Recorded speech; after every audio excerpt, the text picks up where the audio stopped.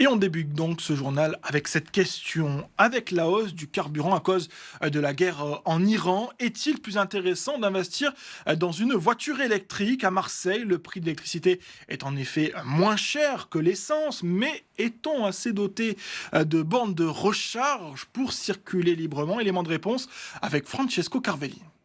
Au moment de passer en caisse, on est loin de faire la soupe à la grimace. Dans cette station 100% électrique du 8e arrondissement de Marseille, les propriétaires de véhicules électriques ont de quoi se réjouir malgré une attente estimée en moyenne entre 15 à 20 minutes pour recharger en grande partie la batterie. Pas de file d'attente et encore moins de pénurie de carburant et surtout de belles économies à la clé au moment de repartir conduire. C'est une hybride, donc je mets à peu près pour 50 km, c'est plutôt pour de l'urbain et ça me coûte en moyenne la recharge 8 euros, 8,80 €. Je me dis que j'ai fait une bonne affaire et que c'était le bon moment de l'acheter.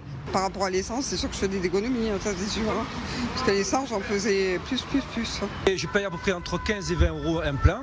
Je fais à peu près, je vous parle par an, je fais à peu près 5 000 euros d'économie. Alors le plein c'est toujours un peu long, mais je pense qu'avec une borne de recharge à la maison, là on est gagnant. Autant je sais que le prix de la borne ça peut être un gros coût, mais c'est je pense très amorti avec le prix du carburant quand on compare l'électricité et l'essence.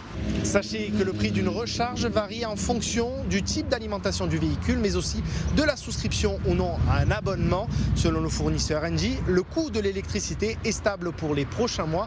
Reste que Marseille doit encore améliorer son réseau de bornes. Elle compte 15 points de recharge pour 100 véhicules électriques, bien en deçà de la moyenne nationale.